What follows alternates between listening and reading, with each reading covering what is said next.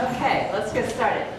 So I want to welcome you all here today, and I'm really excited that you came. It's a beautiful evening, I know, but I'm glad you came to this, this great presentation this evening. My name is Linda Andrews, and I am the town chair of the Bristol Democratic Committee. And this year, the Bristol Democratic Committee determined that their focus would be the current healthcare issues in Vermont. In March, the committee organized a panel discussion on the Universal Primary Health Care Bill, which some of you came to. And today we'll learn about substance abuse and treatment in Bristol and Addison County. The objectives are to raise awareness of the opioid crisis in our community and to become aware of our resources that we have. And we're lucky to have quite a few resources. And currently, there are new legislative bills that are focused on expanding and improving the services, both at the federal level and at the state level.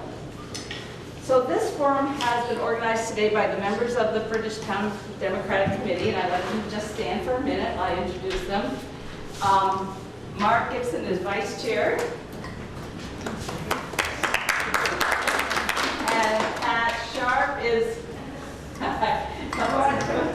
Come on in, is our secretary. I think most of you know her husband, Dave. There he is. Dave is our financial officer. And Jesse is an active member. So in the audience today, we have some very special guests, and I'd like to have them stand. Oh, one of them's not here yet. She'll be coming in. Her name's Deborah Siegel, and she's running for, she's one of 4 candidates running for governor, and she's from Newfane, so she'll be coming in. I got a note from her just a little while ago. And then we have 3 people that are running for the House in Addison 4. We have Paul Forlenza, who's running for House. We have Mari Cordes.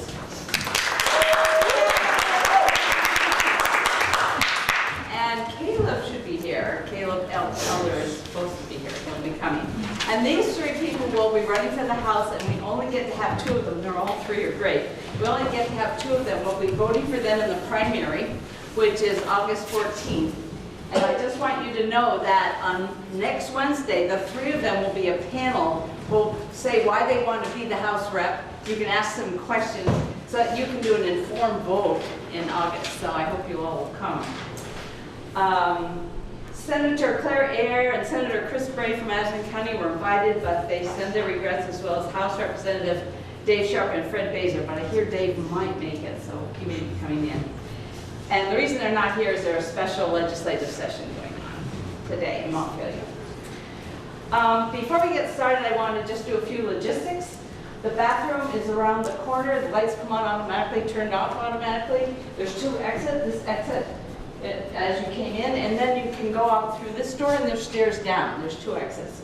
The refreshments are available at any time. We want to get rid of them, so please come and eat them, and then afterwards we can mingle, and you can ask the panelists or our special guests any questions. So I hope you stay. So let's see, is there anybody else? Oh, I'd like to introduce Elizabeth Joyce. She is the head of Opioid Network. She's in our audience today. Where does she sit? There she is. I'm going to just stand up. So she's in Opioid. I think I got everyone. All right. So I'd like to introduce all our guests tonight, and I think many of you got an agenda. If there was an agenda out there that you can either share. And first, and I'll just run through them. You don't need to clap after each one, just so you know everyone. First, we have Emily Glick, Dr. Emily Glick, and Teresa Giles, who come from the Bristol Internal Medicine, but you've changed your name a million times, and I don't know what to say. Porter, UVM affiliated, whatever. And then we have Marian Natosha and Dr. Frank Provato from the Mountain Health Clinic. So we're really lucky to have them here, and they are providing medically assisted treatment for clients. Then we have Jesse Brooks and Lieutenant Danowski. Jesse? They're going to to talk about preventative services. And we have their donor, United Way. And tell me your name again. Nancy Luke. Nancy Luke, and she's from Bristol. And then we have one person from the Bristol Police. Bruce Mason is here today to talk about, and he's in the back. He's our police officer in Bristol. But he is been detained still. Then we have the Executive Director of Turning Point, Stacy Jones. And we're real lucky to have two people who are going to actually give a testimony for us today. Tim Sweet, and I don't know where he is in the audience. Tim? Okay, great. And Trish Lafayette are going to give testimony. Okay, so we'll get started. I'm going to have Paul Florenza will be being the timekeeper because we have a tight schedule, so keep your eye on him. He'll have a 2 minute and a 1 minute. And so we'll get started with, shall we get started with you? And Teresa Giles, and then we'll go over to Mountain Health. Sure. Okay, good. So I'm Dr. Emily Glick, and I'm going to try to state a task and an agenda in my time period, and I'll be reined in if need be. But so basically, what is an opioid? This is the reason why we're here to discuss opioid substance use disorder and its various aspects. So an opioid, first and foremost, is a chemical that's a strong pain reliever, and that's its intended use, and in some people it has an associated effect on mood. And depending on the strength of the opioid and how it's taken, whether it's a pill, snorted, injected, or smoked, and the person using it, the use of an opioid causes a release of a chemical called dopamine into the area of the brain called the nucleus accumbens. It has some other effects on pain, but that is the effect that can lead to dependence and the problematic behaviors associated with it. So dopamine in this area translates into feeling pleasure. This can simply involve the relief that you feel from, if you take a pill that's prescribed, if you break an arm in someone who does not have disorder, or it can be this intense rush of pleasure that someone who's injecting heroin can get. And of course, if any of you are long distance runners, you might get this kind of dopamine rush from the so-called runner's high. Cigarettes do this, cocaine, gambling, as do some more familiar behaviors to some of us is eating sweets, having sex. This chemistry in the brain has a role in keeping us healthy and alive and continuing our species. But over time, for certain people, this repeated use of opioids and this dopamine causes people to want to repeat the behavior, can hijack the brain chemistry of susceptible people. And we call this hijacking. In the past, we've called it addiction, but our understanding of what we've called that has changed over time. So we now refer to it as a substance use disorder, and that's a more accurate and less stigmatizing term. And so physical withdrawal is part of this opioid substance use disorder usually, but it's not enough that's not the whole picture. If a cancer patient who does not have disorder runs out of morphine and they're taking it as prescribed, the same physical symptoms will occur. But substance use disorder, opioid substance use disorder, and the other substance use disorders cause craving, loss of control of use in terms of amount of the drug used and how much is, over what period of time, and use despite bad consequences. So, getting arrested, getting an infection in the heart valve, alienating your family and friends, losing your children. So anyway, who develops an opioid substance use disorder? And we can't predict with certainty who gets it, but there are risk factors that are well known. So for instance, trauma is a big one. Sexual, emotional, or physical trauma, especially early in life, can really change the brain and how we experience the effect of drugs, the effect of emotions. The peer group, are people using, other people around them, are they getting exposed to the chemical? So there are hereditary effects as well. The effect of dopamine, for instance. Certain people, have a genetic tendency, and that's best characterized in families where people have alcoholism. Among father transmitting, especially father to son. There's also an interaction between nature and nurture. How do we process stress and fear?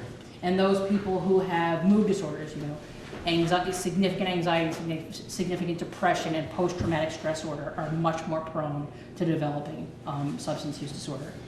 So medication-assisted treatment with either methadone and Suboxone, or buprenorphine in this case, attempt to restore the brain chemistry that's damaged from prolonged opioid dependence, and we'll call that complex opioid use disorder. It's evidence-based, and methadone's been used for 50 years. Buprenorphine's been used for 15 years in the office, and it reduces the transmission of HIV, Hep C, and overdoses, death. And so for me in particular, I began encountering patients who were struggling with opioids, and they come to it different ways. People have been on heroin, or had problems with prescription drugs. Oxycodone is probably most notorious. When I first started practicing in 2012, and I had 3 people beg me for help at the time, and I had to send my first patients to Rutland. It was the middle of winter, and it was hard to get there. And then, this would periodically happen. It wasn't every single day, but it's enough to kind of really pull at your heartstrings. And one of my patients had a major medical mishap, and it's a small community. I want to go into details. So this was fall of 2013. I got my X number expedited and started with some guidance from some mentors I had in Chittenden County, because I had some pre-med work experience for a year before med school in a methadone clinic. And so I saw people get their lives back in terms of being able to raise children, go back to work, finish school. So I felt that I could be empowered to do something, and I felt like I kind of just had to do it. And it took 10 months. I would have probably done it sooner, but I was just trying to sort of set the logistics up. So, and here we are.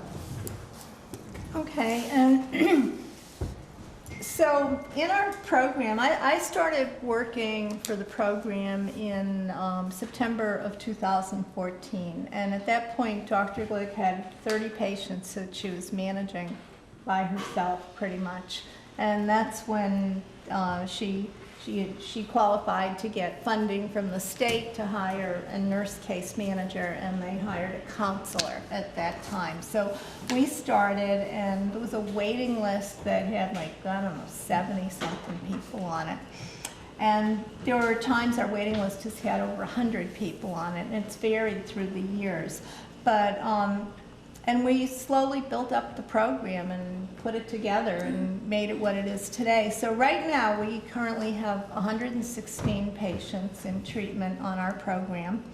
And their ages right now range from 20 to 72. The youngest person we've ever had on the program was 19, and she's now 23. Yeah. And, but, so, it's a wide age range, and the patients on the program come from every socioeconomic group, every education level. They could be anybody that you're dealing with anywhere in this community doing anything, and you'd be surprised.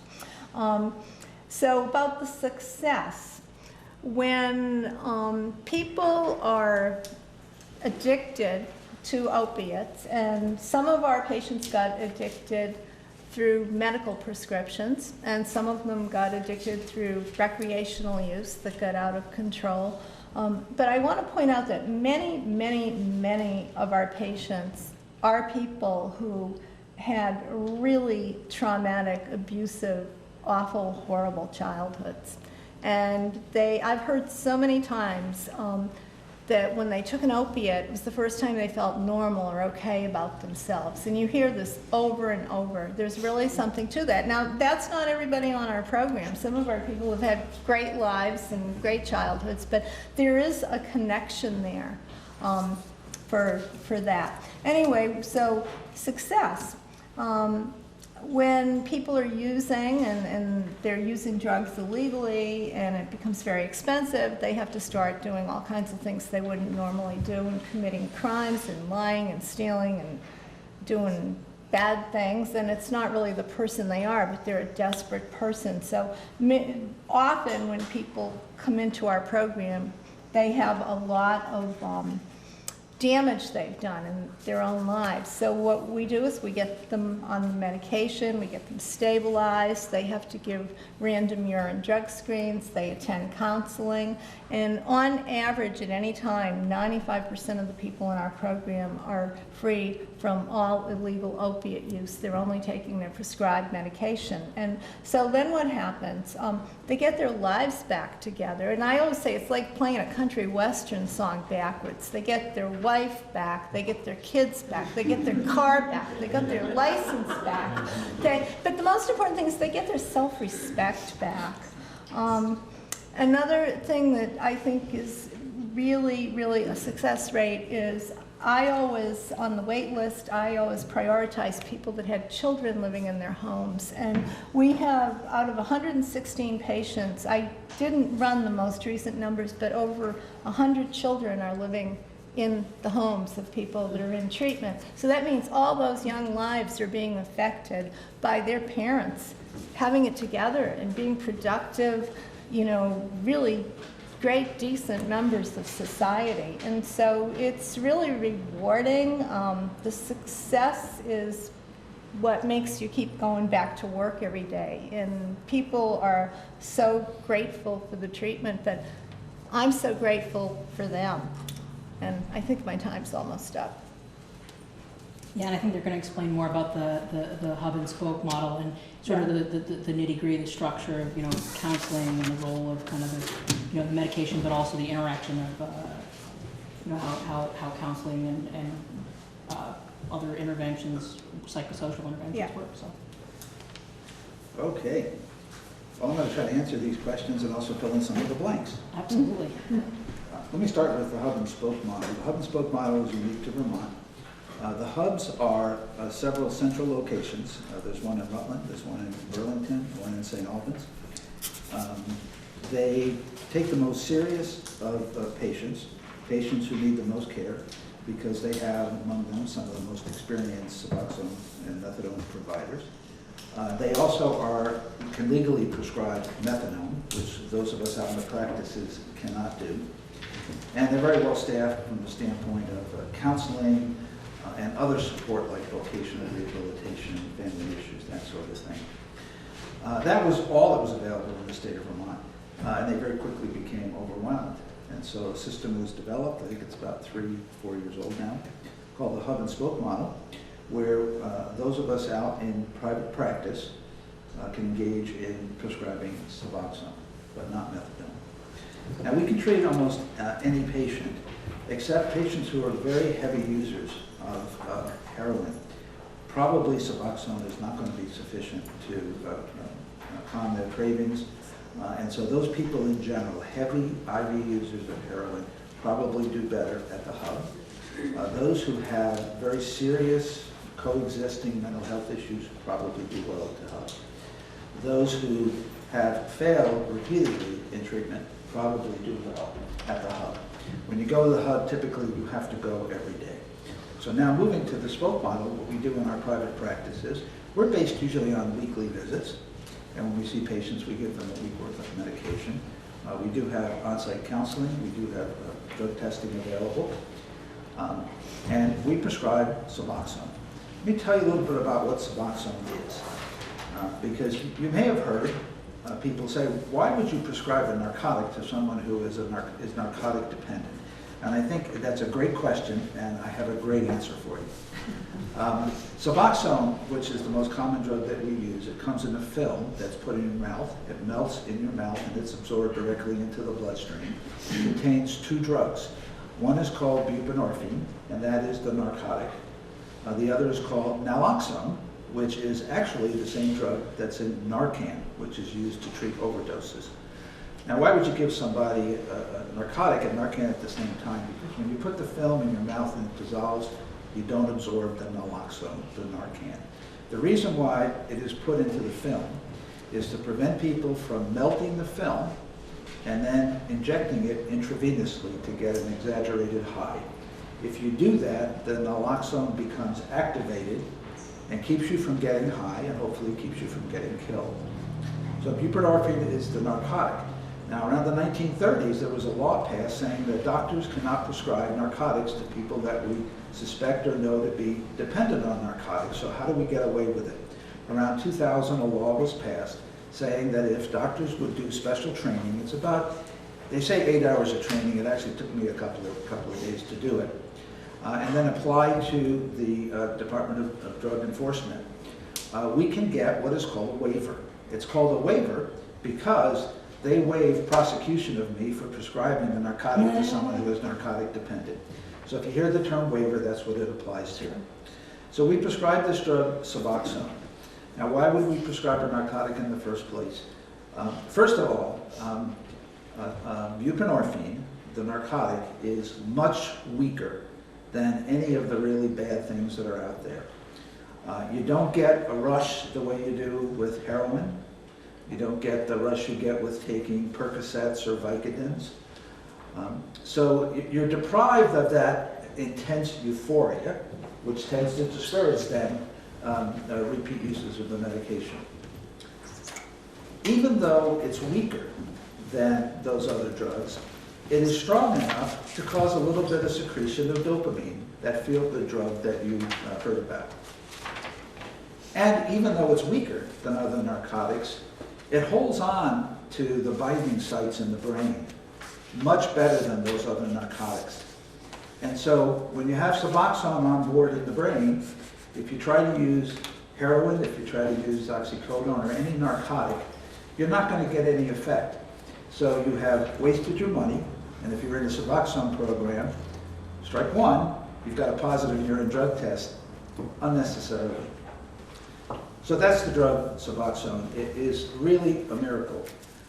It suppresses cravings.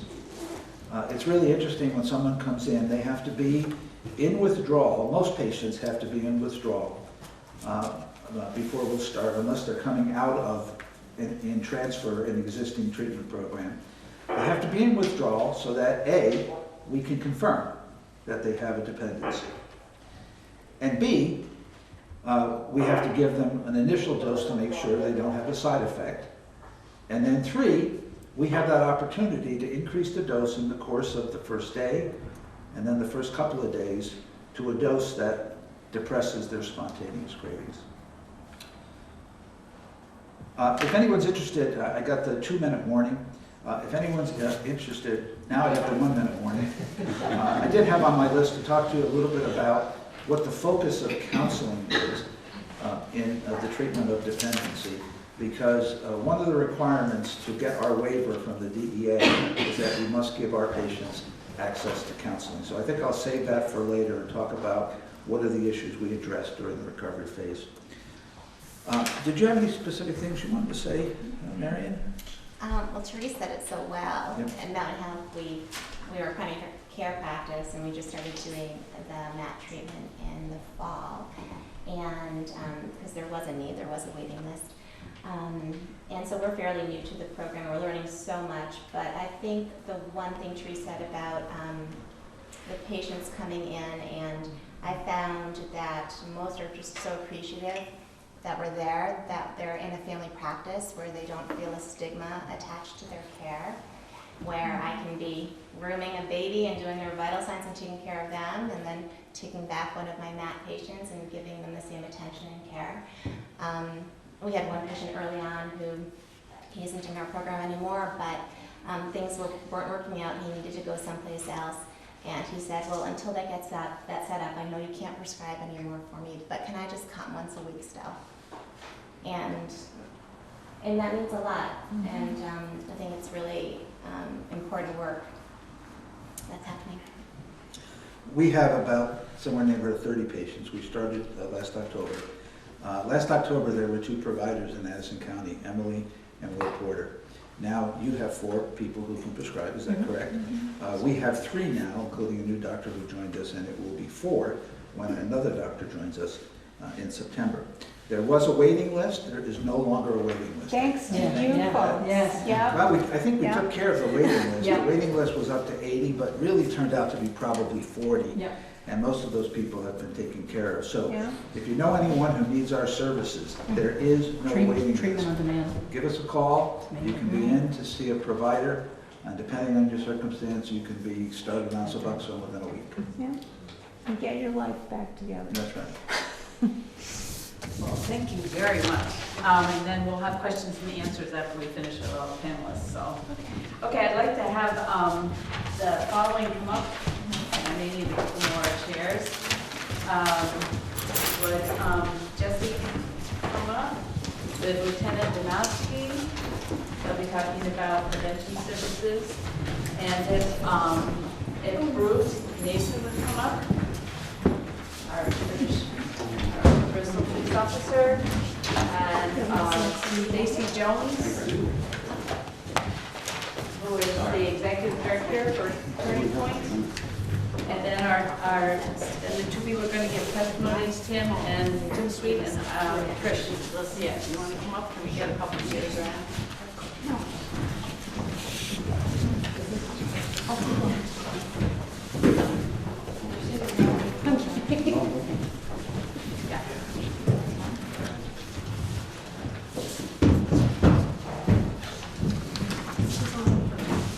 Okay. Okay, Jesse, you're on. All right. So I'm Jessie Brooks. I'm the Regional Prevention Partnership Coordinator here in Addison County through the United Way. I'm also the co-creator and director of HELP, which stands for Heroin Epidemic Learning Program, which is a youth prevention program. It started here in Addison County last year. It was co-created by myself and a man by the name of Jeremy Holm, who's a TV and film actor who lives in Virginia. I'm gonna kind of breeze over it a little bit just because I feel like I've fully saturated this area with the HELP program fairly well, but if you want additional information, there's a lot on our website and you can always contact me at my business card. But essentially what we do is we bring in what we call volunteer experts, and we refer to them as volunteers because we do not compensate them for their time. So we bring in Vermont State Police, we bring in an area medical examiner as well as EMT first response. We bring in Trish Lafayette, who is in recovery, going on almost 5 years. And I speak as a child who grew up with a parent that battled an opioid substance use disorder. And that's sort of really what I wanted to talk about a little bit, but I am excited that the panel before us mentioned youth because I go to a lot of meetings and a lot of trainings and a lot of conferences having a federal grant that's managed by the state. And prevention does not get mentioned as much as it should. And not in the sense that we don't have a steady funding stream, and I have to recognize that I may be shooting myself in the foot by saying that, but in the sense that the chatter just doesn't exist. And for myself that grew up with a mom that battled an opioid disorder, it's something that definitely needs to be on the forefront of the conversation, equally to the treatment and recovery conversation. Not to diminish that work because I support it within the grants that I manage. But I, like I said, I was exposed to that at a fairly young age, 13. I watched my mom overdose multiple times. I walked in on her. I had to go to the hospital at Porter and say goodbye to her one day because they told me that she was not going to come out of it. I was pulled out of Mount Abraham High School, my brother and I, and we were told to go say goodbye to her mom. This was before we had an epidemic. By the time I turned 18, in an effort to shift from that life, I applied for a credit card. I was unable to obtain a credit card because my credit was ruined. I didn't have no credit, I had bad credit. At 18 years old, I had thousands upon thousands of dollars worth of debt because my mother used my social security number for a bunch of utility bills and other things. And I paid all that back. I'm almost 34 years old and I wasn't able to get a car until I was 30 by myself, or a credit card. The cash that was in my pocket was literally the cash that I had to take care of myself and my children. Because of that lifestyle and those barriers, I also didn't get a higher education. I was really, really fortunate. I've been really fortunate that I had a good work ethic and that I got opportunities given to me by this community. And I think that's the point that I want to get to, and the point that one of the things that the HELP program really touches on is a sense of community. We bring in area partners such as law enforcement, and we connect youth with meaningful relationships, not just a mentor or not just a family member who might be struggling, but true, valuable community partners and relationships that are also resources. So they have a friendly face in law enforcement or in EMT or in people in recovery, but they also get a sense of a valuable resource if they actually need additional assistance or support.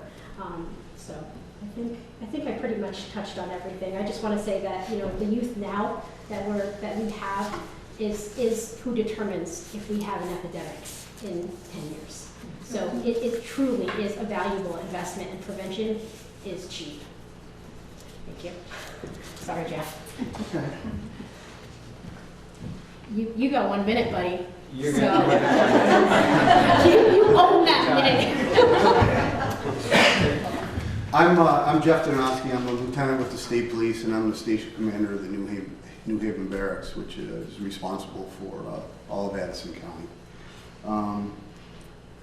When I learned I was transferring to the New Haven Barracks out of headquarters, I had a lot of ideas and stuff that I wanted to do, strategic plan, community-based stuff. And very early in my first couple of weeks, I kept getting emails and phone calls from this young lady to my left, and she was very persistent, and I was just trying to get settled, but I gave her a call one day, and I met with her and Jeremy home, and I was overwhelmed with that they actually wanted to do something now to make a difference instead of waiting for government or whoever. And we met, we came up with a plan, and one of the things that I realized and my troopers realized is that we are not going to arrest our way out of this. We may be seen as the big bad enforcers. We're not. We can't do it alone. We have to have a three-pronged approach with education and prevention, enforcement, and treatment and recovery. And I realize that, and that's what I tell the people that work for me. So I took Sergeant Matt Daly, who is one of my patrol commanders. He did some time in the drug task force several years ago. He wanted to be involved in this program. And then I have a young trooper named Brett Flansburgh. He's a DRE, which is a drug recognition expert. He wanted to be involved in this. And we collaborated with Jesse and Jeremy, and the program has taken off. It's opened many doors for the state police in that, and I apologize because I'm going to get the committee wrong, but it used to be the Addison County Opiate Committee. It's not that anymore. Substance Use and Prevention. It opened up doors for us to have a seat on that committee. It's opened doors for the state police to get involved in the DITEP program, which is drug identification training for educational professionals. So that our educational professionals will have an idea of what to look for, symptoms, drugs, and Trooper Flansburgh is a big part in that program, and he's probably in the next year or so will be the regional coordinator of that program for Addison County. Jesse has opened doors for us to participate in the drug take-back program, something that state police was not really involved in over the years. She's provided additional training for Sergeant Daly and Trooper Flansburgh that probably they would not have been afforded if it were not for her grant and our partnership with Jesse and the United Way. And Jesse, one of the things I don't have a lot, but Jesse made these resource cards in conjunction with the state police, so that I require all my troopers to either carry it on their person or in their vehicles. Some of my troopers, even if someone does not have a problem, they will, if they issue a ticket, a traffic ticket or a warning, a lot of them hand this with just so someone has the resource information. So You know, I give a lot of credit to Jesse and Jeremy, and I'm honored and proud to have been asked for our involvement, and it's been extremely positive. And the relationships we're developing with the schools and the youth, as Jesse said, some of these youth know that they can go to Sergeant Daly or Trooper Flansburgh, and they're not the big mean trooper who's going to arrest them. They can confide in them, they can trust in them, they can seek advice or help from them. So our goal is to not only stay with the health program in the high schools, but Jesse has developed some ideas to get us in middle schools and elementary schools. So once again, I'm grateful. And I want to thank you for being invited to sit on this, because I do realize that enforcement is not the answer, and it's got to be a collaborative effort through all the pieces in the puzzle. Thank you. Time's up. Time's up.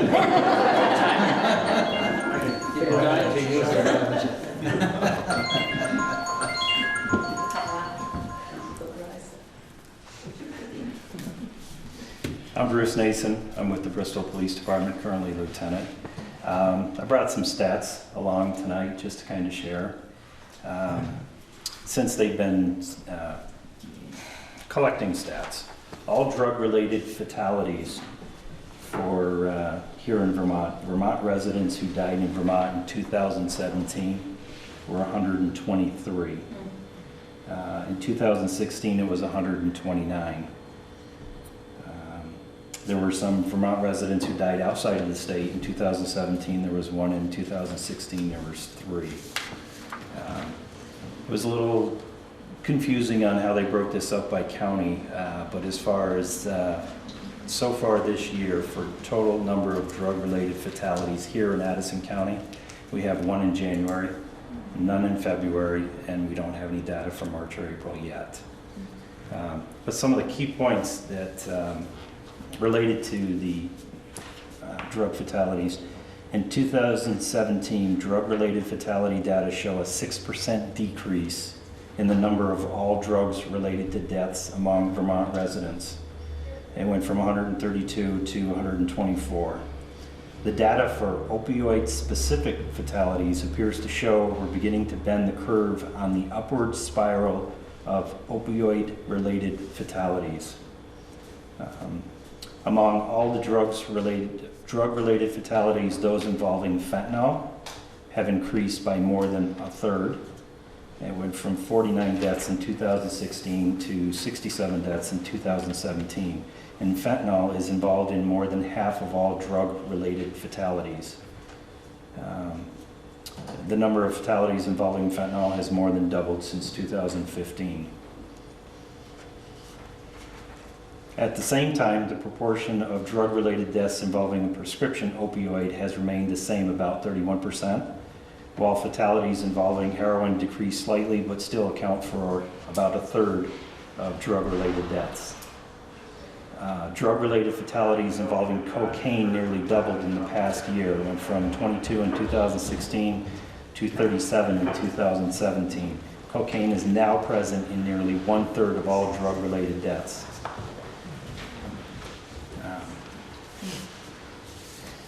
So the use of Narcan, I do have some stats for that for the county, just from 2014 to 2016. But in Addison County, there were 32 administrations of Narcan. In 2015, there were 29, and then in 2016, there were 30.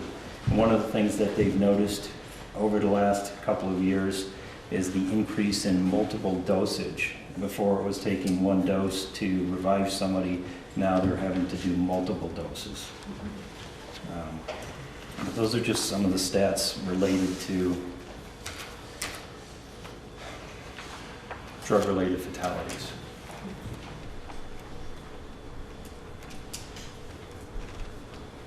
So I'm Stacy Jones. I'm the Executive Director at the Turning Point Center in Addison County, which for those of you who don't know is on Creek Road in Middlebury near the new Recreational Department. I am recent to my role. I took over as the Executive Director at the center in mid-November of last year, so 2017. And so the Turning Point Center is a peer recovery center, so it's a peer addiction recovery center. And what that means for our community is that it's a place where people who are seeking recovery or who are in recovery can come for resources, referral services, and peer support. So peer support meetings, and to also volunteer and give back to the community. You heard some of the doctors and the nurses talking about how people who come into treatment or who come into recovery are really especially grateful to be able to get their lives back. And sometimes one of the steps that happens before they can go out and be productive members of society in a paid position is that they have to reestablish work habits. So we offer opportunities for folks to come in and volunteer and participate in building that structure in their life. Which is great for us because we only have 1 1/3 paid staff people. And so we operate almost entirely on volunteer service. The Turning Point Center is a community center. It's a drop-in center where people can come and be safe, by which I mean it's an environment where they're not going to encounter other individuals under the influence of substances. Folks can come in and participate in peer recovery meetings. And so that looks a lot of different ways. It can look like traditional 12-step meetings. Folks aren't familiar with that. You may be more familiar with the terminology of Alcoholics Anonymous or Narcotics Anonymous, Overeaters Anonymous, things of that nature. We also offer other peer recovery meetings, Smart Recovery, All Recovery. We have a Buddhist-based practice recovery meeting happening called Refuge Recovery. So there's a lot of different opportunities for different kinds of peer recovery meetings. So bringing together other people who are experiencing similar struggles, similar challenges, and similar successes to share that. We work collaboratively with as many organizations as will work with us. So we work really closely with United Way, thank you. Jeff mentioned the Addison County Committee on Substance Use Disorder and Prevention, which used to be the Opioid Council.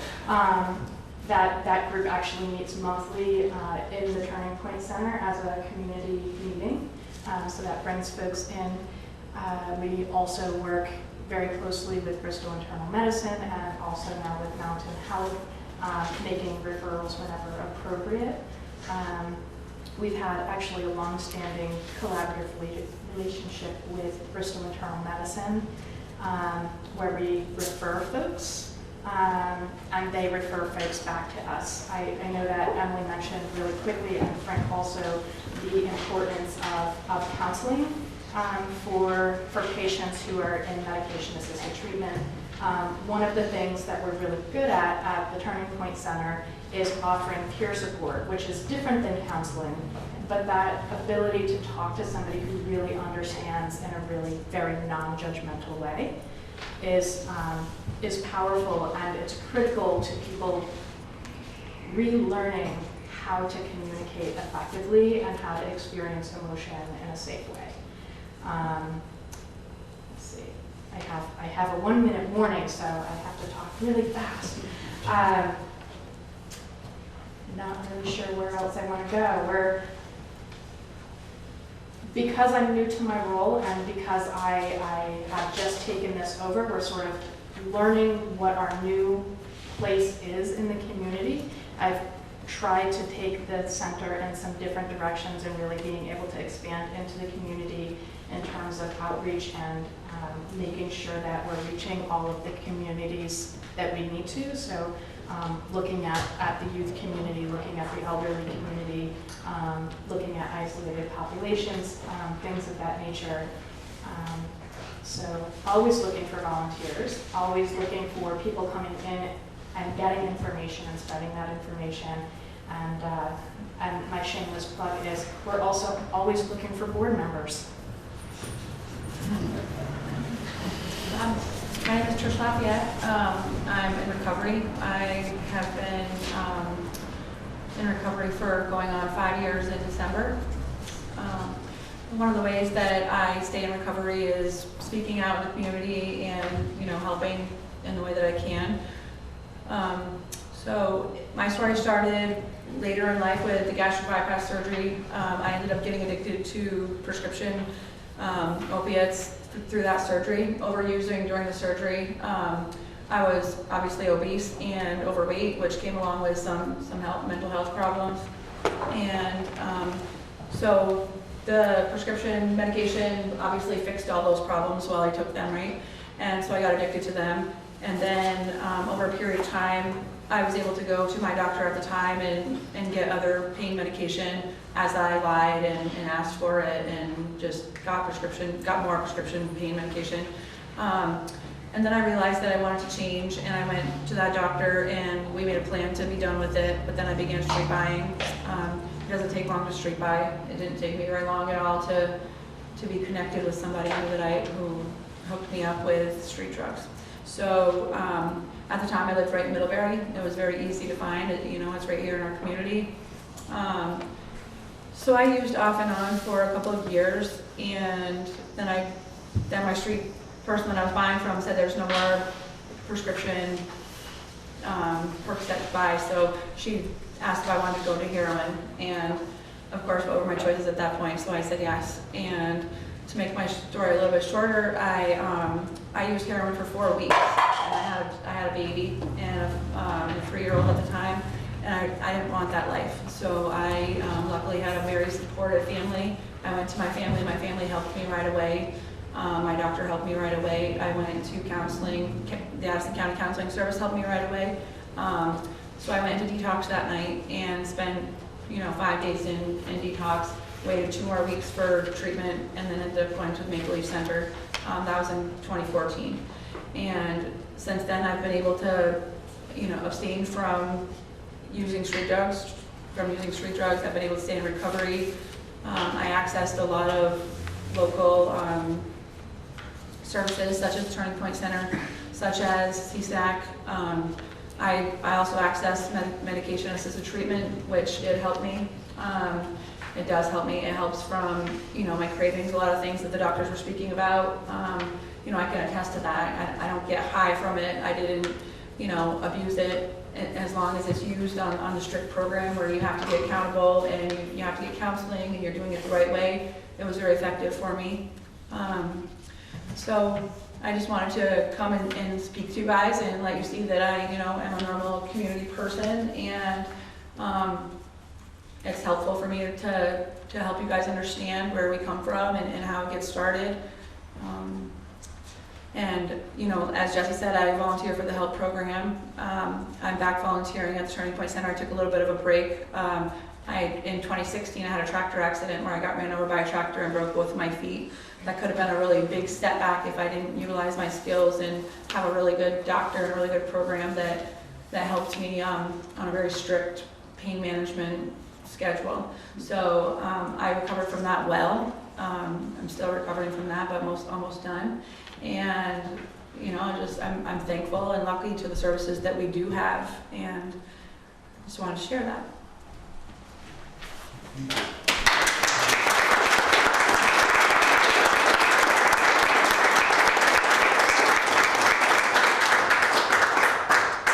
My name is Tim Sweet.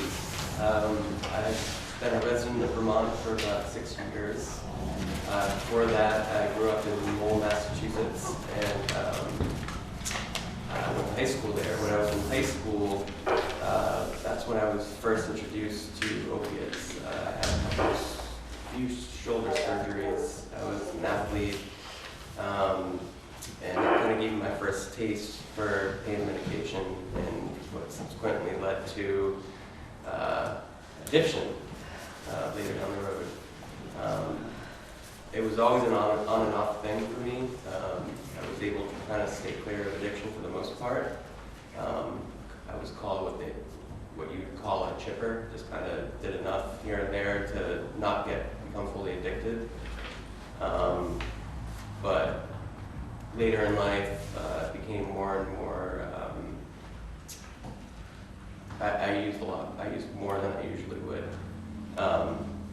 And because of that, I believe what happened, I mean, I have a good understanding of everything, my body chemistry and everything. Basically, I was, when I was abusing, I was basically covering up my mental health issues that I was trying to mask. I suffered with severe anxiety for a very long time, and using opiates usually made me feel a lot more whole and able to be in social situations better and get along well with people, and I'm a little nervous, sorry. This is actually like the first time I've even spoken in public about using. It's kind of my coming out party. I'm lucky to have a very supportive family sitting right over there, Rebecca and Tobias. Who've been with me through all of this. And a great doctor, Dr. Zavada. Thanks very much. Yeah.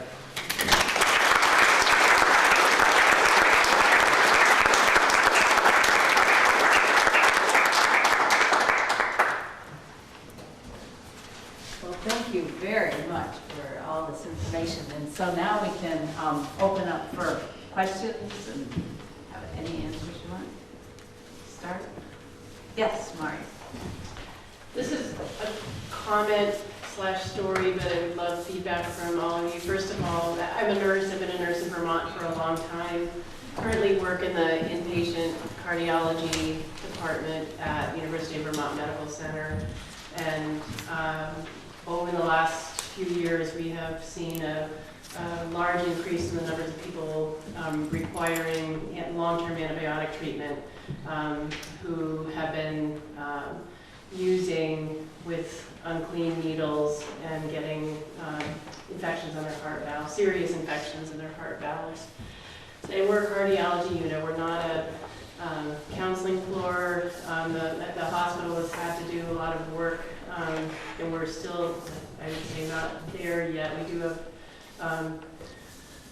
support with the psychiatry department and primary health care providers. But it's hard.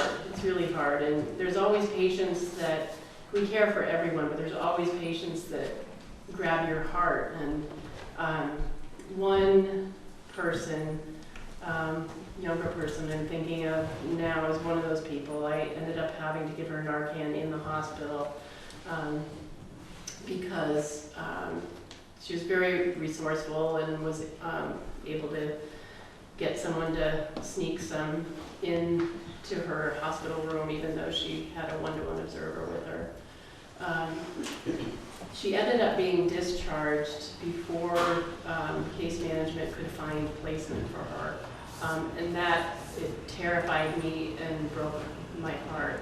We had developed a fairly good relationship in the time that she was there. Like I said, she was one of the people that had grabbed my heart, and I fully expected to see her in the obituaries in the coming weeks. So my comment after that story is it really helps me as an inpatient provider to know about all of you who are out here in the community. It's helpful to know that the waiting lists have decreased. It'd be interesting to know what the stats are on the waiting list in other counties, because as a nurse, I feel much better sending my patients out where they're going to get what they need.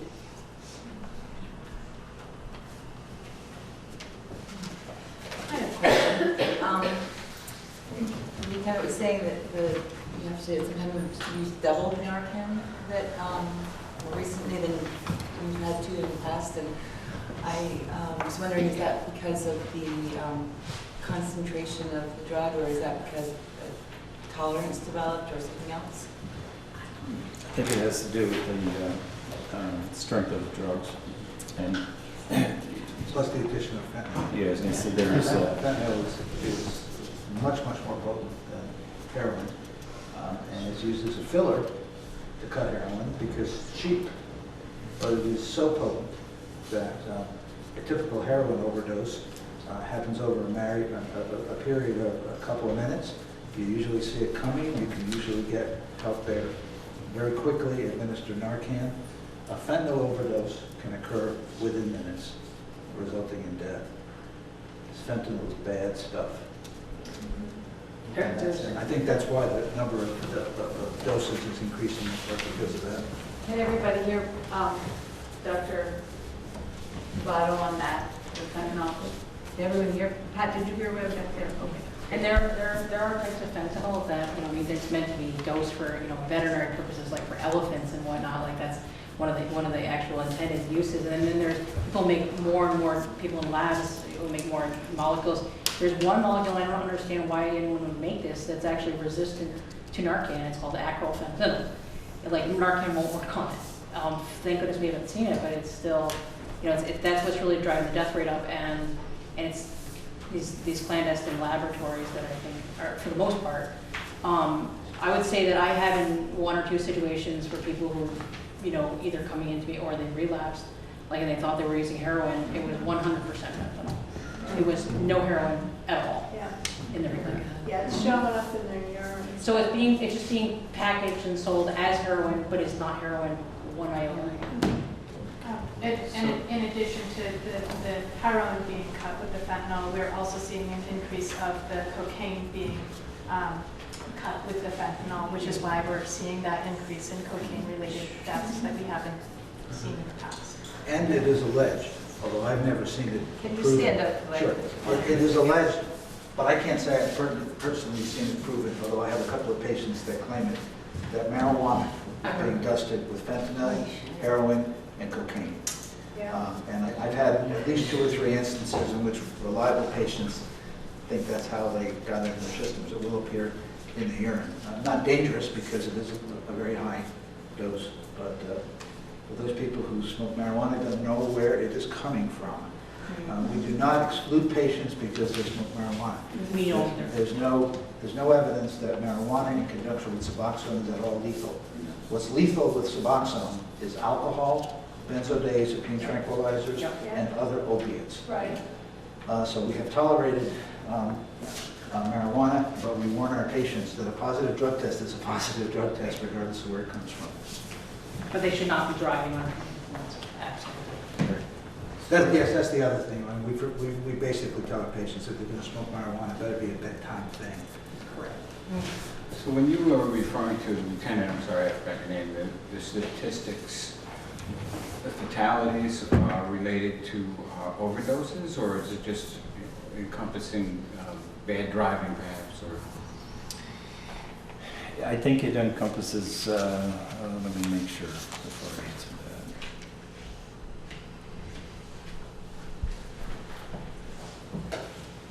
that. It's mine, if I may. No, please do. It's my understanding that death resulting from motor vehicle collisions with people under the influence of either alcohol or drugs are recorded separately and not in not in the the Vermont Department of Health and the Vermont Intelligence Center or Information Center statistics where most of these stats came from.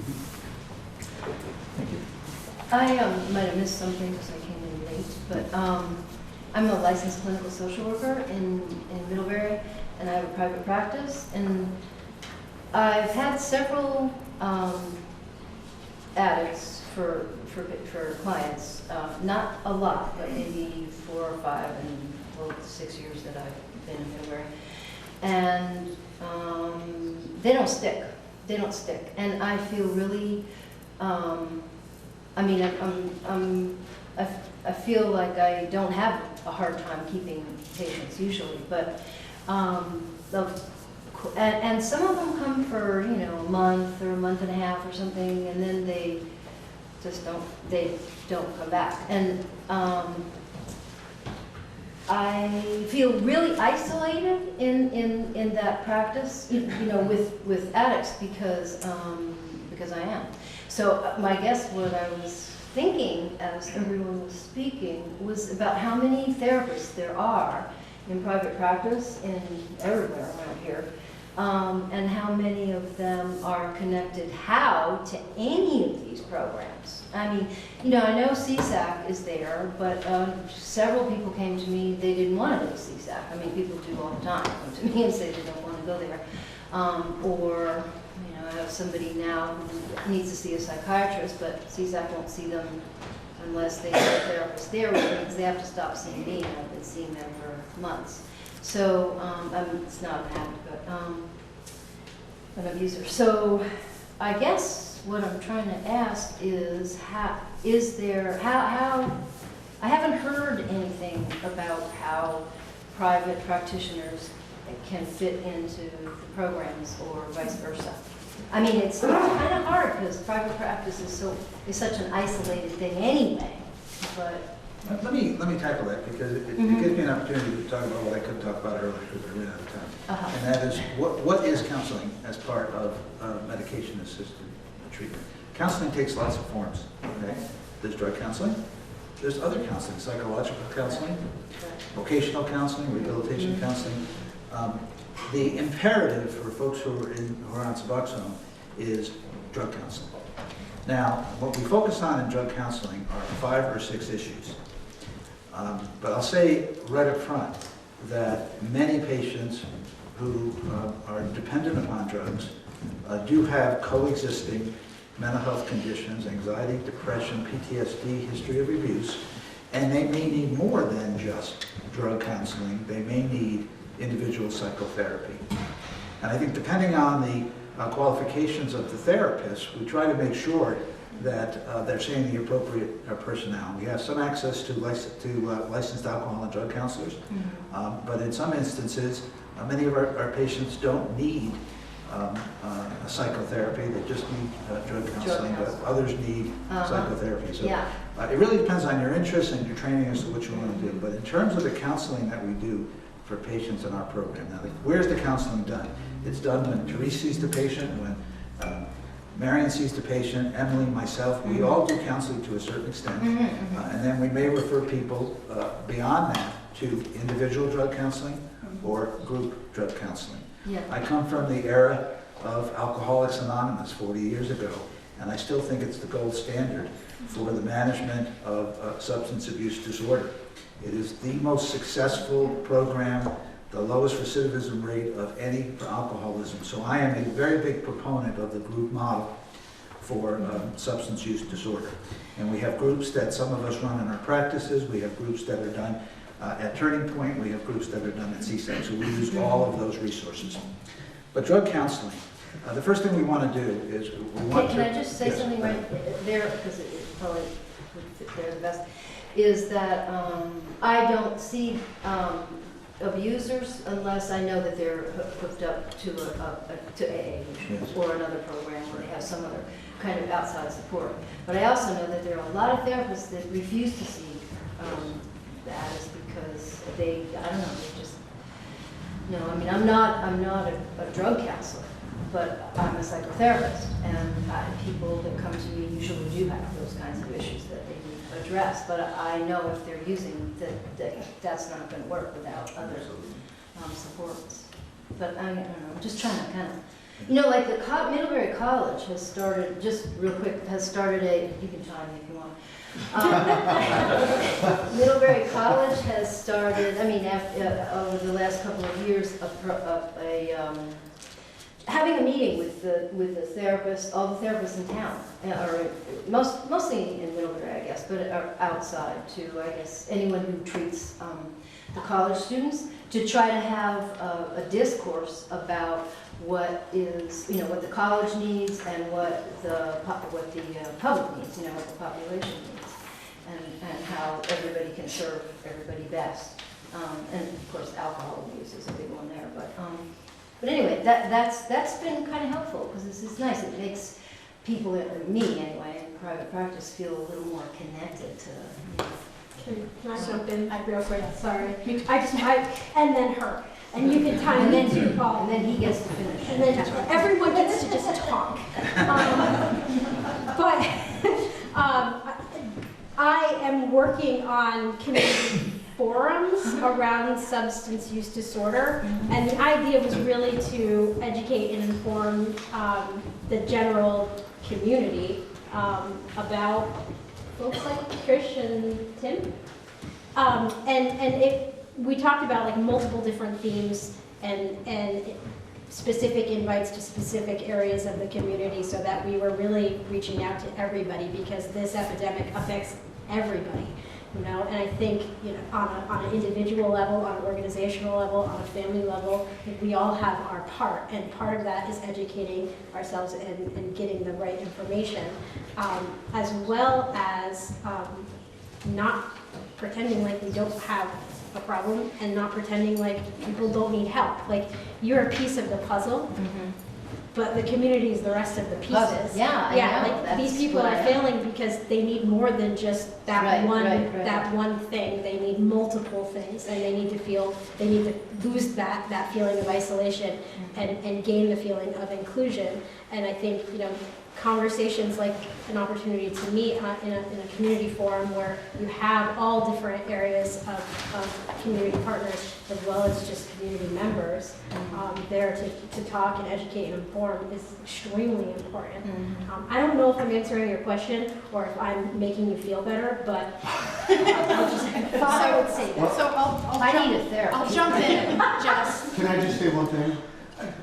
This is like, she's dumping this stuff out in public. I know, I'm hoping my phone doesn't work or my computer blows up, because I know what she's gonna be, I need your resources.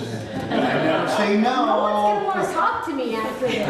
So, thank you, Jesse. And I think that you sort of led into my point really well, is that folks who are experiencing substance use disorder and their family and friends do need to have support around not feeling that isolation, right? And that's where a peer recovery center comes into play, because that's where folks are going to come and stop feeling isolated. That's where folks are going to come and learn that they're not by themselves. They're not alone in this, that there are other people who are going through the same things, have similar struggles, have similar needs.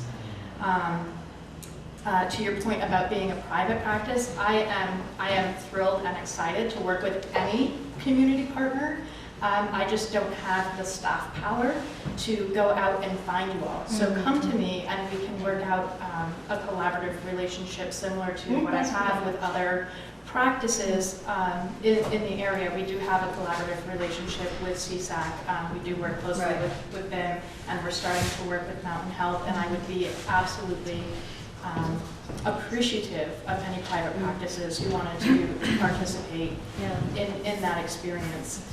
The thing is connecting with the confidentiality issues. If the patient comes and tells me they're involved in Mountain Health and they have housing issues that are being addressed and they're going to AA and all that, I don't know if that's true or not. And I guess I could get a release and talk to all those people, but it's just kind of hard to. I can answer something about that, because several of our patients see private counselors, and what we do is we just get a release of information on both ends, and then you can check with us, we can check with you to see if they've been attending at whatever frequency you've agreed on. And if somebody is hesitant to give you a release, then they're not being straightforward. Yeah, anybody who's being straightforward will just go, oh yeah. Yeah. Well, I get releases from lots of people for things, but I didn't. Yeah, that's a good. I mean, it didn't for some reason occur to me in those situations. Yep. So I do just think that it is important to recognize that while the drug counseling is important. Sorry, I stole your floor, Frank. While the drug counseling is important, one of the pieces that it doesn't address is that lived experience, that person who's been there, and that's the piece that can sometimes be missing in the clinical world. And I'd like to just give you a quick added point of view from what you were saying, like sometimes they stay, sometimes they don't. And that, I went to several counselors, different times. I didn't stay with them, some at CSAC, some different places before my recovery. But really what made me stick with a counselor is, one, we built a relationship, but two, it wasn't just the counseling, which is a lot of what these guys are saying. what made me stay in counseling really was because, my recovery as a whole, whether go to the Turning Point Center to get a coach or an AA meeting, like he spoke about, other people like me, had my doctor on board. It wasn't just my counselor that did it. I had to have a team, and I had to work each day. One day I'd go to my doctor, the next day I'd have a counselor, the next day I'd go to a meeting. Literally for like the first year, 4 to 5 days a week, I did that. So, I think that makes the biggest difference from my point of view is that it's not just, don't feel bad if you can't keep them by yourself, because we need more. So. Not slipping through the cracks. Is it okay if I say, like, with respect to, there have been studies that actually show, and we're talking really more for like complex, opioid use disorder, that folks, the retention rate in treatment, and again, people recover in different ways, and there's not one size fits all. I'm not trying to say medication-assisted treatment is the be-all and end-all of everything. There are people who do really well with Vivitrol, which we didn't even mention. There are people who are very heavy into Narcotics Anonymous or Alcoholics Anonymous and really have a great support network. But a lot of times, some of the studies have really shown that the retention rate in counseling and in treatment, in that kind of mental health treatment, really, it drops off tremendously. Like within, it's like less than a month for a lot of times. Like some of the studies that have been done for folks who have not had the actual chemical dependence dealt with. And whereas the retention rate is, I think some of the stats is about 75%, 80% after a year, with opiate replacement therapy. So, if that's not adequately been addressed, then sometimes they're not going to stick around when things get rough, and they were just Yeah, you gotta get the right thing for the right person. Right. Before I take the other questions, I just want to introduce Brenda Siegel. She's running for governor for the state of Washington. I'm sorry, state of Washington,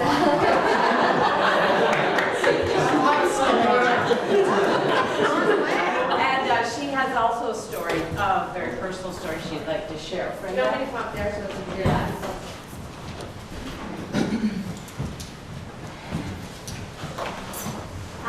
Hi. So before I start, I just want to say it's been a little bit of a hard day. T.J. Donovan kind of got me with all the feels about opiate use disorder just a little while ago. And listening to you guys has been really powerful for me. 9 weeks ago, my nephew, the son of my brother who died 20 years ago, died of a heroin overdose. And sorry, it's harder today than usual. He had been sober for a year. We were really not expecting him to die. He had been doing very well. He had a full-time job. What it took for him to get sober and what he needed in order to stay was love, support, and self-worth. And what derailed him was being in the criminal justice. He decided that he was going to face some charges. He was living in Minneapolis. He had gone to treatment in Minneapolis from Vermont. He decided to come home to face some charges because he felt he was ready to. He was met by the prosecutor and the judge with shame and stigma. I watched him fall into a shame spiral. I was with him all day. After my brother died, I was a huge part of his upbringing. I watched him fall into this shame spiral.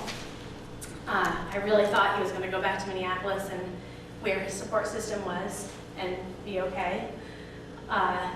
It took him 4 days to get back to Minneapolis. We don't know why, we never will now. But a week and a half later, I was leaving my office in the morning and standing on the street, and I was his emergency contact, and I got a call that he had died in the bathroom at his work from his boss. I had decided the day before to run for governor. Luckily, I had not told anyone yet. I didn't know if I would go forward. It broke me. The words I used over and over again were, "I'm broken." And he was an incredible, unbelievable, loving, kind, funny human being. And the way that our family experienced what happened to him is heroin came and stole him from us. It stole his everything. He was a shell. We would see him walking down the street and it would be like a cloud of darkness around him. That was not who he was. That was the disease. And until we remove the shame and stigma from the equation entirely, stop the blame, recognize it as a disease with a tumor that won't stop growing, and with a survival rate that is pretty low at this point, we're not going to be able to do things to really fix it. We're not going to be able to really feel comfortable with harm reduction, because we'd have to reduce stigma and shame to feel comfortable with harm reduction, which is, I think, really important. And we're not going to be able to really put resources into treatment and recovery. I think we need more long-term treatment in Vermont, so I'm glad the waiting lists are disappearing, but until Medicaid is paying for long-term treatment, I think we haven't done enough. And also dual diagnosis support. My nephew was bipolar. My brother was also bipolar. He did not suffer from opiate use disorder, but he did die using heroin. My nephew, according to him, tried heroin to connect with what his dad was doing when he died. I don't know if that's true, and again, I never will. But that's what he told me at one point. So my son will show up in a minute, because I need to ride back to Brattleboro, because I've been getting driven around the state. But he lost someone that felt like his brother. My nephew's mom, who I had to tell, lost her son. My family didn't go to work for 6 weeks. And we are vastly changed as a family, having a multi-generational loss of this magnitude. And I am so appreciative of this. Thank you for inviting me. I'm sorry, I'm less, normally I'm more, I don't know, but TJ Donovan was talking about this disease, and I really, the first time since I've been campaigning that I really had trouble holding it together. And then listening to your stories. And I really thought when I was campaigning I would be telling his success story, and I instead have to tell what went wrong. And so when I see you guys survive and are doing the work, I think that's really just so beautiful, and I need to hug you.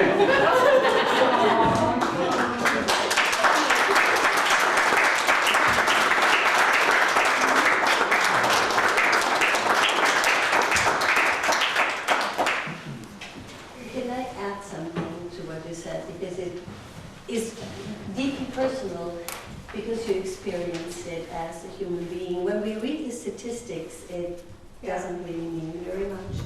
And I have to applaud Jessie and her whole group and Bob Donis and United Way for bringing the topic into the schools.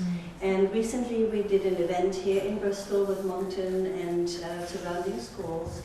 And an author came who has written a book, Kate Messner. She lives right on the other side of the lake.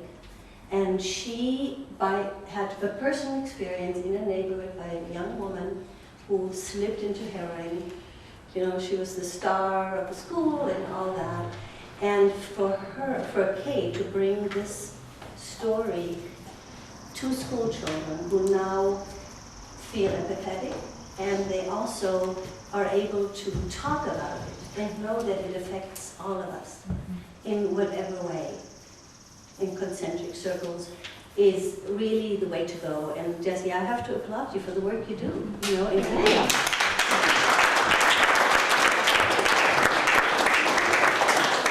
I wanted to say something that I thought got triggered from something she said, and that is that, you know, Medicaid is not paying for treatment. And when I went to treatment, I was told that I had to do, that my time there was done after 7 days. And I was scared. And I said, what? You want me to leave here right now? I can't do this. I'm not ready. I've got a baby at home. I can't do this. And they said, well, then we have to ask for a variance. So I asked for a variance and got 14 days. Same thing at 14 days. 14 days is not good enough. I was able to get to 21 days, but that's the most that they would give me. And I talked to a lot of addicts today who their parents will say, well, they've been twice, they've been 2 or 3 times, rehab's not gonna work for them. And I tell them, she has to speak up. She's gotta say, well, she's not that kind of person, she's not gonna speak up. I will speak up. And do you know how many addicts go into rehab and they can't speak up because they're already, beaten down and struggling enough? And so that is a huge problem that, rehab is 21 days. That's not enough. We need more. Yeah, I've heard that it takes on average 9 times in treatment. That was the number that I've heard recently. Right, and I will say, just anecdotally, it's not just Medicaid that's not paying. Right. It's insurance across the board that is not paying for, it's not paying for treatment that is sustainable, that is providing sustainable effectiveness. We know in the field of recovery that it takes 7 to 14 days just to get through the detox period and start feeling feelings.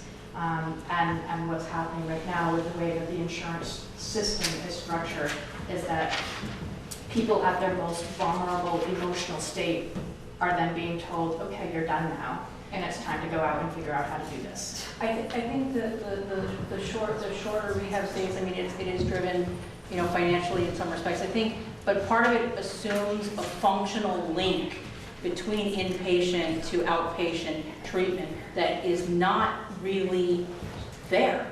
So to be honest, the inpatient treatment is effective when there is a really good, strong relationship to outpatient, whether it be, intensive outpatient treatment or medication-assisted treatment, or, really linked into social supports to, the recovery centers.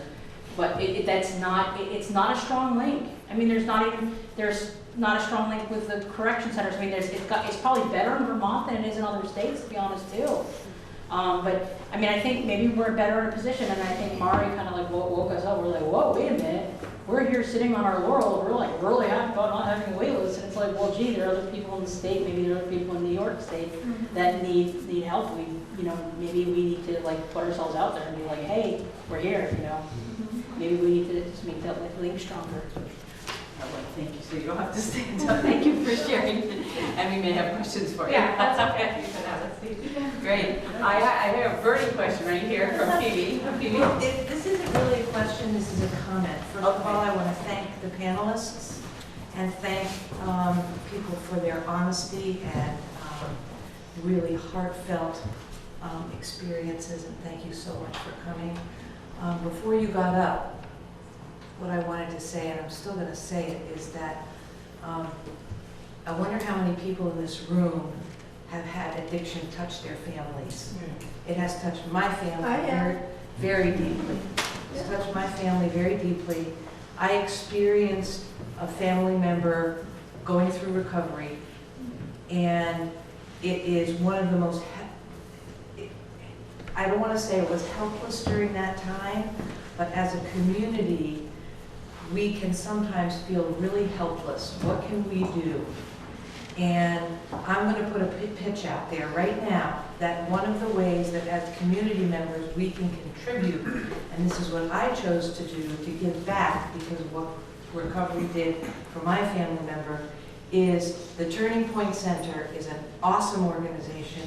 I happen to be on the board of the Turning Point Center, and we need board members. And so I'm putting that pitch out there tonight that there are a lot of people in this room. I'm wondering if you're scratching your head and saying, gosh, what can I do?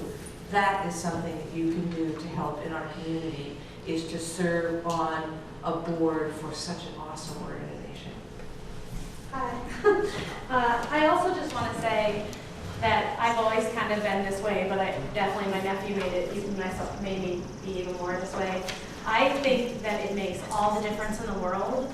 Prior to my nephew's death and now, I stop when I see someone panhandling, regardless of whether or not I think that they might be using.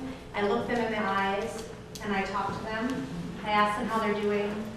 I make sure that they know that I think that they're human and that they are worth something, regardless of whether or not I'm going to give them money. That's really beside the point. I make sure so that's another thing we can do to give back. We can make sure that these people know that we think that they're worth getting better. I had some other burning questions. Thank you. Yes. My name is Elizabeth Deutsch. I'm one of the original founders of the National Opioid Network. Most of my work is on a national level, and when we talk about numbers on the national level, although the people outside of Vermont look at us as the paragon. We are doing an amazing job. Places like West Virginia and New York and Oklahoma are really struggling with this in a way that I sit and listen to in these meetings and think, oh wow, I thought we had it bad. To give you an idea of the scope that we're talking about, 24% more women overdosed between 2016 and 2017 than did the year before. 30% more men. We're talking about 64,000 deaths across the nation, which does not include the additional 140,000 overdoses that were successfully treated and people did not die. I'm also a nurse at the hospital, and there was a night when I left one shift and a full 25% of our medical ICU were people kept alive, either brain or cardiac death, to become organ donors from overdose. They were all under the age of 30. We're a small state. That's a lot of people from a small state. And the one thing that it is amazing once people get into treatment. And medical, like the fact that we don't have any waiting lists for medically assisted treatment is incredible in this county. But getting people into treatment takes a lot of higher level executive functioning that most people who are in the depths of a disease like that do not have. Think about your most stressed out time where you are the busiest you've ever been in your life and everything is falling apart. And now fill out forms in triplicate. Now negotiate with an insurance company. And you're impaired. These are not executive level functioning that people in the depths of a disease like that can do. We provide all kinds of services to people who have cancer, to people who have emphysema, who smoked their way into their disease. And we don't stigmatize them, and we don't hold them accountable, and when they come into the hospital, we don't give them a hard time. We treat them. We don't be like, ah, you smoked your way into this. Whereas there is a tremendous amount of stigma from just about every facet that an addict deals with, just getting to treatment, just getting to not being dead. We are the 5th highest state for children being removed from their parents. The 5th. We only have 623,000 people who live in this state. We're number 5. Our statistics are not great. And yet nationally, like Vox and Vice and Politico are writing articles about the great work we're doing because it is that much worse in other communities. But we still have a long way to go. And getting people into treatment is difficult. And so here's my plug for harm reduction. We need safe consumption sites. People who utilize safe consumption sites around the world are 35% more likely to get into treatment. Dead addicts don't recover. That's all it is. Dead addicts don't recover. They need to be able to go and use until they're ready to stop using. At which point, they have a community that they have made, medical professionals, that they have made connections with, that they trust, that they have an understanding with. And then they can move on to the next step. 35% chance that they're going to do that, which is much better than the success rate for most other forms, like when you treat this disease in other ways. And until we remove the stigma from our reduction in safe consumption sites, we're never going to get there. Places like Vancouver have been doing it since 2003. There is zero evidence in Canada and Europe that these consumption sites increase crime. Zero, zero, zero, zero. In Sweden, there have been 0 deaths in a safe consumption site. None. People just don't die. As opposed to the 64,000 people. You know, think about 200,000 people last year ended up in an emergency department because of an overdose. Think of one other disease that if 200,000 people ended up in the emergency department in 1 year, we would do nothing. And we have done nothing as a country. My next plug Do people know what it means by safe injection sites? Do you understand that? Is for the CARE Act, put forth by the amazing Elizabeth Warren and Elijah Cummings. So get in touch with your representatives, tell them to support the CARE Act. It's a $10 billion over 10 years funding program specifically to treat the addiction crisis. What's the name of the act? CARE? I actually have it. I can send it to you. Yeah. I don't have it. It's not in my custody. So we're actually out of time. There were some more burning questions. I think Jesse had a burning question and, okay, Jesse, you want to go? I think that a little while ago, the Surgeon General recommended people get Narcan, just anybody. What does anybody here, any of our panelists think about that? Just people, private citizens getting that? It works, it's effective. We have statistics and numbers that prove it. And if you come to me, it's free and you get trained. Okay. It's helpful. It is helpful, but I will also tell you, working with the area partners that I do, and one of my most recent partners is the Virginia's Area Rescue Squad. Administer of Narcan that's not the end all be all. Those people need additional care. They truly need to be encouraged to go to the emergency room or to the hospital or to their provider soon. Like you can, once the Narcan wears off, you can overdose again. Those people need to get additional care. So where I see the life-saving aspect of it, it's also, that's not the end all be all. They need to follow up, they need additional care, and they need to be encouraged to get hard work. Yes. That's just, yes.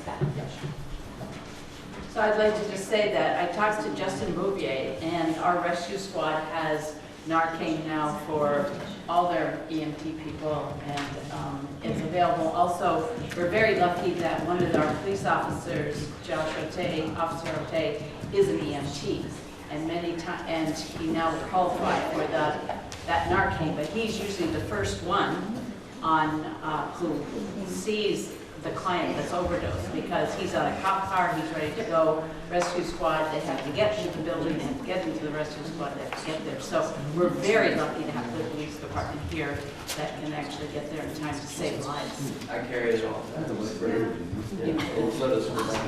want to say something too. In the state of Vermont, any one of us in this room can go to any pharmacy and say you would like a dose of Narcan. And if you have health insurance, your health insurance is required to pay for it. And you have to do your copay. I went to Marble Works, Bristol. I tried it out when they put it into effect. And I got 2 doses of Narcan. I had to pay $16 for my copay. I ended up giving it away to somebody who I thought would need it. But anybody can do that. But what people need to know is if somebody overdoses, you be calling 911 at the same time you give them the Narcan, because with the fentanyl, And they might get a little aggravated, you might want to give them instead of that. Right. You want to stay there. I didn't hear you. I'm just saying.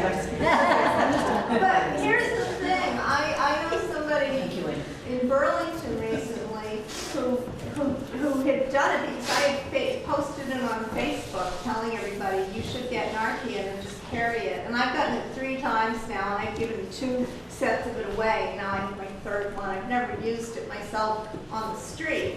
And, but somebody overdosed in a parking lot of a grocery store up in Burlington, and my friend had Narcan and realized what was happening and gave it while somebody was calling, and they saved somebody's life. And that's another question. Do people generally know how to recognize an overdose? Good call. Very good question. Is there anybody here who could say anything? I can, but basically what you're looking for, and chime in, it's basically, you know, obviously someone's like falling asleep, they're kind of confused and difficult to rouse, their respiratory rate is slow, like there's long pauses between their breathing. What else am I missing? Look at they pull up their eyes and look at their pinpoint. pupils, and their pupils, the black part of their eyes will look like a little pinpoint. The other thing to mention too is if they don't have an opioid in their system and you give them Narcan, you're not going to hurt them. Right. So I mean, it's not going to hurt them either way. So if you mess up and administer Narcan, it's really important. It's not going to. It won't hurt. That's No. really Yeah. And Turning Point, you can get your Narcan if you're an individual, not an organization, you can get it, and she will train you on the Narcan and what to look for, et cetera. Is that correct? Yes, Okay. and we can answer those kinds of questions. The other thing that didn't get mentioned is somebody who's had an opioid overdose has a zero pain response. Right. So trying to elicit a pain reaction, something that traditionally would cause pain, if it's not getting a reaction, that's a pretty good indicator. Because Very its good, receptors yeah. are really, Yeah. Having them hard, you're rubbing, it's called a sterile rub, putting ice in their groin area. So before we break up, I'd just like to introduce, we have a representative that came, Dave Sharp. Dave, I just want to do that. Thank you for coming. I just introduced you. I was just trying to look up what we did about the opioid bill. We are working on that in the legislature. I don't know whether the governor has decided to sign it or not. Stay tuned. And is that the bill for the total budget for opioid, or It is was taxing opioid, so I believe the governor has drawn this line in the sand that he will not sign anything that raises taxes, so it's likely that he'll veto it, but it does tax opioids and uses the money for treatment and prevention. taxes the manufacturers, you mean? Yes, that's correct. So the manufacturers of opioids are going to be taxed for Yeah, they're really For struggling. their product. for their product. They're really struggling. So basically, they have to pay for what they've done for us. I want to leave one more question. I understand Middlebury has nobody who does medical assisted treatment. Do they have a waiting list there too, or does Bristol see all of us? Oh, You answer that question. We are operating in Middlebury one day a week. Yeah, And Dr. Porter. we have, Dr. Porter sees patients every Thursday, and we've been trying to work with Porter Hospital to actually open up a site in Middlebury, and it keeps getting caught in all kinds of bureaucratic budget, bureaucratic, blah, blah, blah, blah, blah.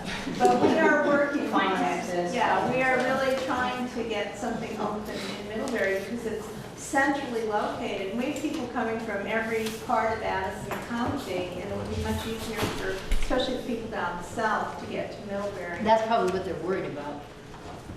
So you have a waiting list in Middlebury for Will, Dr. Porter? You've been able to keep that down. They After Mountain Health opened. They really do. Yeah. Yeah, but most people who are addicted have substance abuse have trouble with transport. So Yes. they can't drive. So how do they get to Bristol and back? It's very difficult. It's a process, and it takes a community. Yeah. I have a patient who has a full-time job, a part-time job, who has no transportation, has never missed a visit, has never missed a drug test, has never missed a counseling session, and uses the bus. Whoa. Tip sweet.